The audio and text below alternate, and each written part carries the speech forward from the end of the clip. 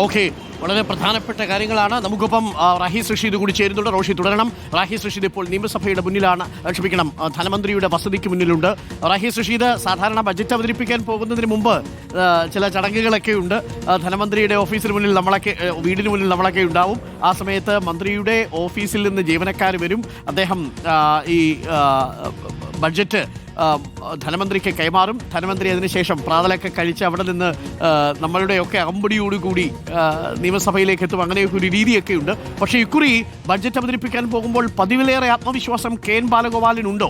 ഇന്നലെ വളർച്ചാ നിരക്ക് 6.19% മാത്രമല്ല, തനത് നികുതി വരുമാനത്തിൽ വലിയ വർധനമുണ്ടാക്കാൻ സാധിച്ചു. 3.1% നികുതി വരുമാനത്തിൽ ഉണ്ടാക്കിയിരിക്കുന്ന വർധനവ്. കേന്ദ്രം ഞെരിക്കുന്നതിനിടയിലും ഈ നേട്ടം സർക്കാരിന് ചെറുതല്ലാത്ത ആശ്വാസം നൽകുന്നുണ്ടാവും.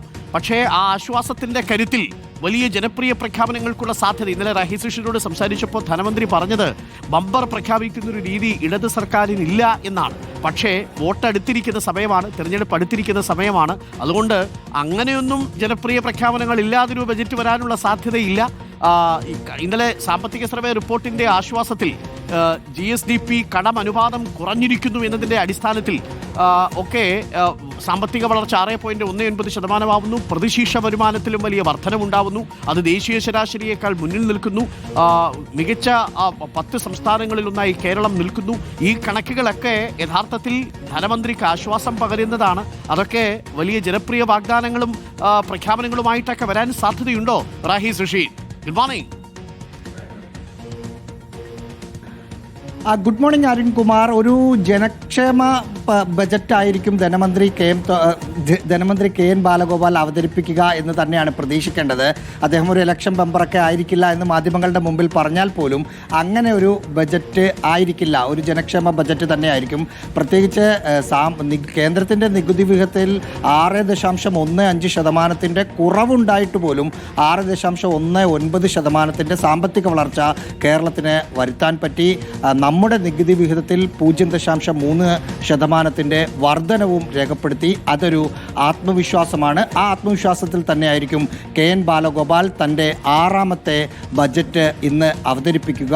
ഈ സാധാരണഗതിയിൽ ഒരു 8:30 കഴിഞ്ഞിട്ടാണ് അദ്ദേഹം വസതിയിൽ നിന്ന് നിയമസഭയിലേക്ക് പോവുക. ഇവിടെ നിന്നൊരു ഏറിയാൽ ഒരു 10 മിനിറ്റിൽ താഴെ മാത്രമാണ് സമയമെടുക്കുക. രാവിലെ അദ്ദേഹം എഴുന്നേറ്റിട്ടുണ്ട്, പത്രം വായിക്കുകയാണ്. പത്രം വായന കഴിഞ്ഞ് ഒരു നടത്തം പതിവ് ശീലമാണ്. പക്ഷേ ഇന്ന് ഇത്ര മുഴുവൻ മാധ്യമപ്രവർത്തകരും ഇവിടെയുണ്ട്. അതുകൊണ്ട് പുറത്തേക്കിറങ്ങി നടക്കാനുള്ള സാധ്യതയില്ല എന്നാണ് മനസ്സിലാക്കുന്നത്. അല്പസമയത്തിനകം ധനവകുപ്പിലെ ഉദ്യോഗസ്ഥരെത്തി ബജറ്റ് കൈമാറും. ഇതിനകത്ത് ഏറ്റവും പ്രതീക്ഷിക്കുന്നത് 3 കാര്യങ്ങളാണ്. ഒന്ന്, 2 പരിഷ്കരണങ്ങൾ, സർക്കാർ ജീവനക്കാരുടെ ശമ്പള പരിഷ്കരണവും ഒപ്പം പെൻഷൻ പരിഷ്കരണവും.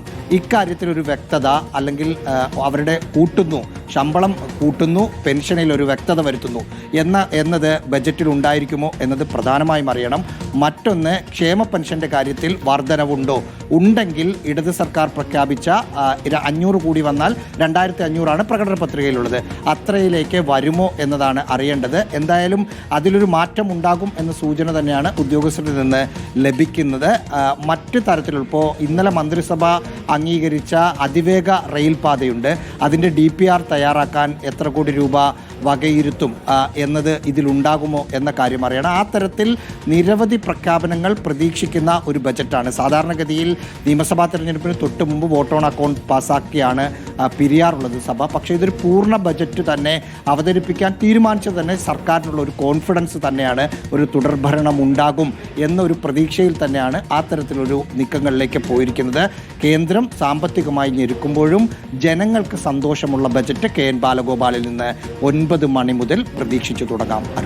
ഓക്കെ, പ്രിയപ്പെട്ട പ്രേക്ഷകരെ, കേരള ബജറ്റിൽ വലിയ പ്രതീക്ഷകൾ വയ്ക്കുന്നുണ്ട് കേരളം. വിവിധ മേഖലകളിൽ ഉള്ള പ്രതീക്ഷകളാണ്. അത് താഴെ തട്ട് മുതലുള്ള പ്രതീക്ഷകളുണ്ട്. ഏറ്റവും പ്രധാനപ്പെട്ടത് സാമൂഹ്യക്ഷേമ പെൻഷൻ 2500 വർദ്ധിക്കാനുള്ള സാധ്യതയുണ്ടോ എന്നുള്ളതാണ്.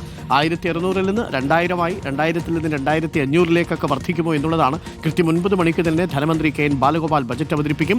ഒപ്പം തന്നെ ശമ്പള വർധനമുണ്ടാകുമോ, ശമ്പള പരിഷ്കരണത്തിനുള്ള നിർദ്ദേശങ്ങൾ ഉണ്ടാകുമോ, DA കുടിശ്ശിക കൊടുത്തു തീർക്കുമോ, ഇതൊക്കെ സർക്കാർ ജീവനക്കാർക്കും ഉണ്ടാകുന്ന ആശങ്കകളാണ്. അതോടൊപ്പം ചൂരൽമല മുണ്ടക്കൈ ദുരന്തബാധിതർക്ക് വേണ്ടി ഇന്നലെ സർക്കാർ വളരെ അപ്രതീക്ഷിതമായിട്ട് പ്രഖ്യാപിച്ച ആ ആശ്വാസമുണ്ടല്ലോ, വായ്പ പൂർണ്ണമായിട്ടും സർക്കാർ ഏറ്റെടുക്കുന്നു എന്നുള്ളത്, അത് സർക്കാരിൻ്റെ ഒരു സർജിക്കൽ സ്ട്രൈക്കായിട്ട് മാറുകയും ചെയ്തു.